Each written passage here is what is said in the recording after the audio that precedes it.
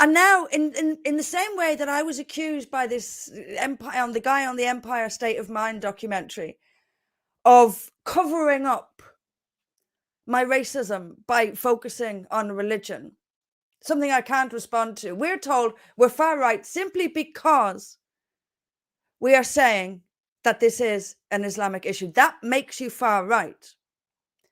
And you'll be accused of you don't care. I've heard it all the time. You don't actually care about these women. You're just exploiting this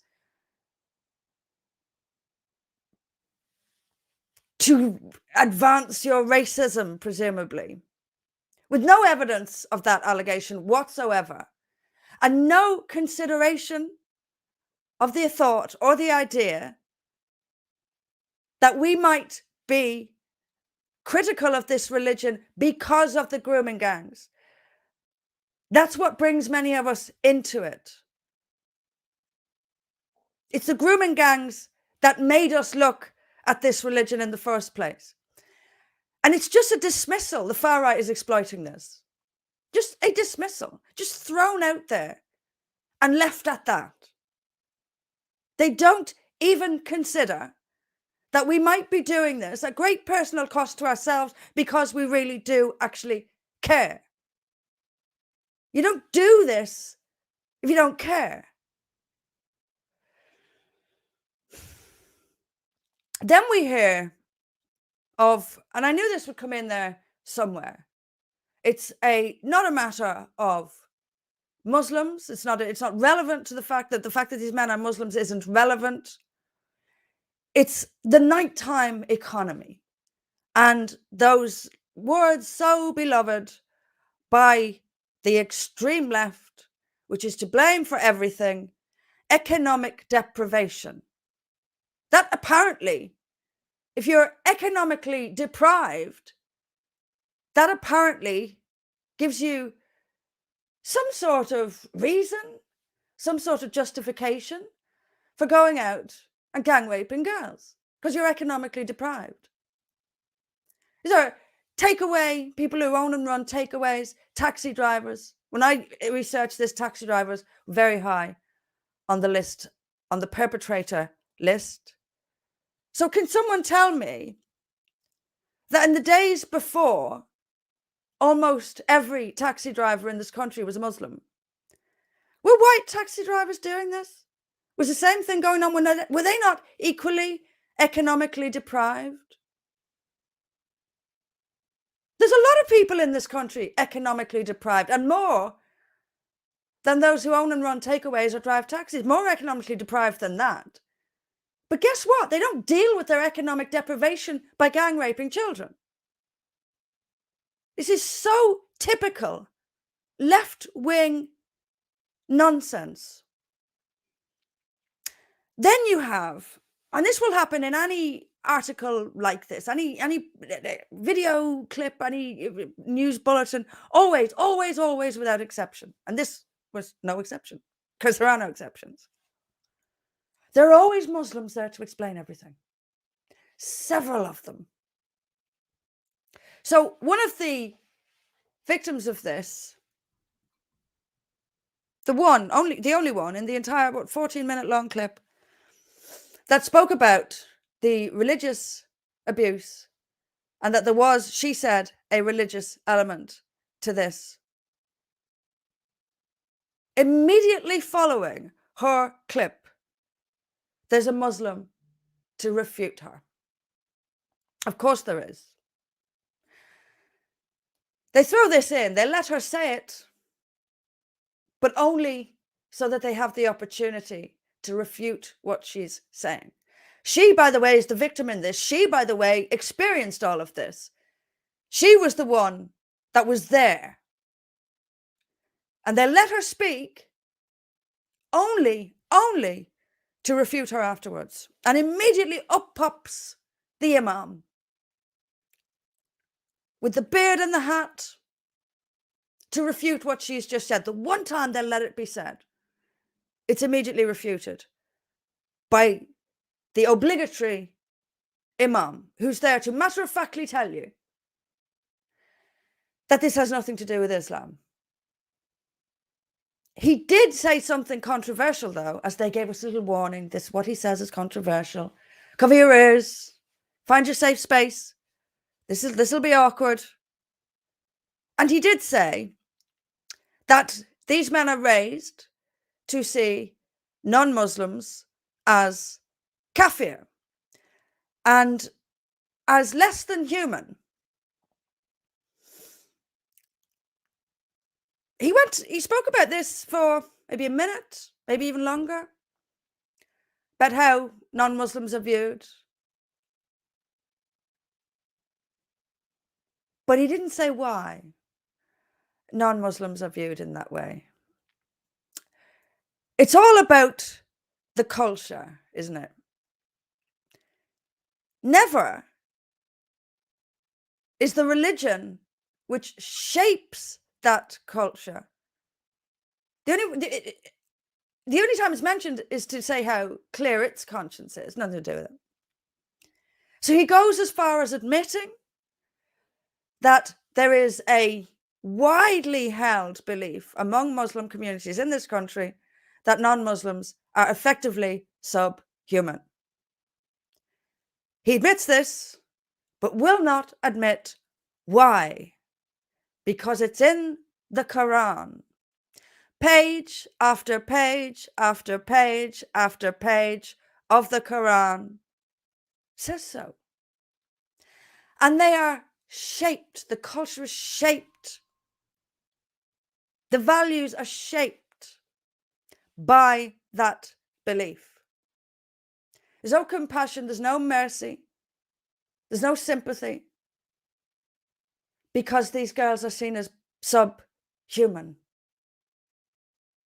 One, for being non-Muslim. Two, for being female. There's another comment, which again by another Muslim, several Muslims, always several Muslims in there, matter-of-factly tells us that the vast majority of Muslims find this behavior reprehensible. Says who? Really, says who? Another very powerful statement. Nothing to back it up. I don't believe that either. I really don't. And there has been research done. People have looked at it. People have spoken to families of convicted groomers, convicted child rapists among these communities. And the families think the girls are asking for it. They also think that white girls are trash. I don't believe that statement for a minute. Again, where's your proof? Where's your evidence? So I'm offering evidence for all, the evidence for what I'm saying is all around us. The evidence for these matter-of-fact statements coming back, nowhere to be found. Then we have the Muslim Women's Network. I've encountered them a few times as well. Now, they put it down to misogyny in general. Where does it come from? Where exactly, if misogyny is the issue, where are these men getting that misogyny from? I'm not suggesting it's unique to Muslims, but Islamic treatment of women is uniquely brutal. No other culture in the world behaves so cruelly towards its women. None. If misogyny is the issue, and you have a massive overrepresentation of Muslims, why might that be? Again, never addressed. So the Muslims who take part in these things, and they do it to sanitize Islam. They get a chance, the press loves to let them make matter-of-fact statements without any... We're certainly not there. We'll be dismissed as the far right.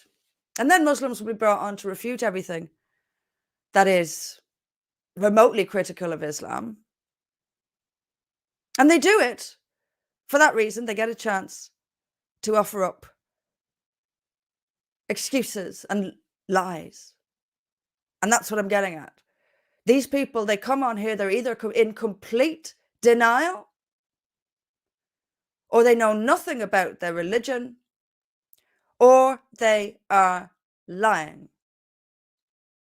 Taking the opportunity to sanitize the religious teachings that shape these men, deny, and lie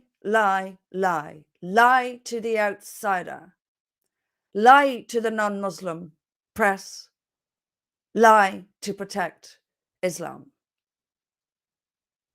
It's one of those. They're either completely in denial, haven't a clue what their own religion teaches, or they're lying.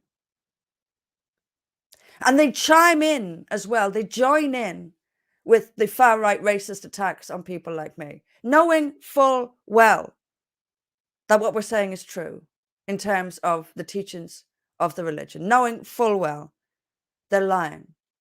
We are outsiders. They may discuss these things more honestly among themselves, but to the outsider, to the non-Muslim, never. They'll never admit that there's a problem in that religion itself, ever. And they'll join in with accusations of racism, knowing full well that what people like myself, Tommy Robinson and others, what we say is true. And they know it. But we are outsiders. We're the kuffar, and we're not allowed to criticize Islam. So they will come to its defense, even if lying is the only way that they can. And the constant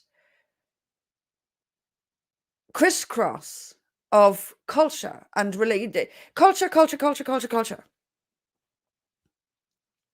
Never addressing the religion that shapes the culture. Never addressing that these rape gangs come from all across Europe, come from different countries, different parts of the world, different ethnicities.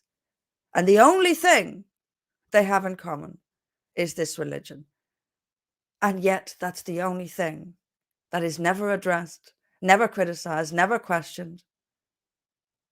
It is sanitized, it is protected.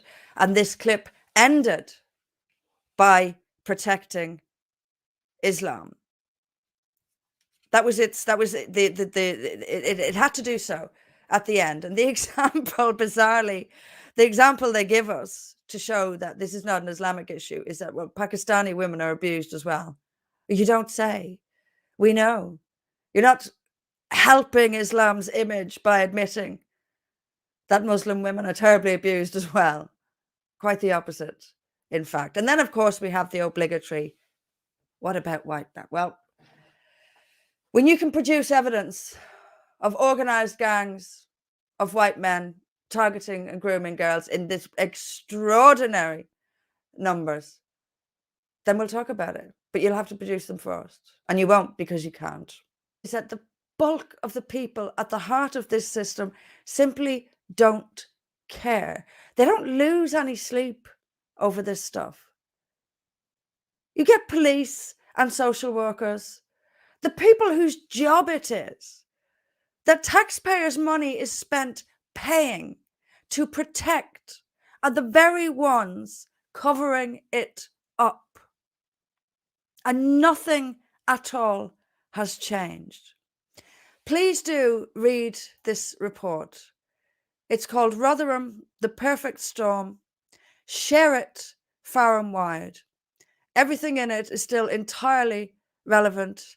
Nothing has improved in with regard to this issue since I wrote this report. Nothing at all has improved.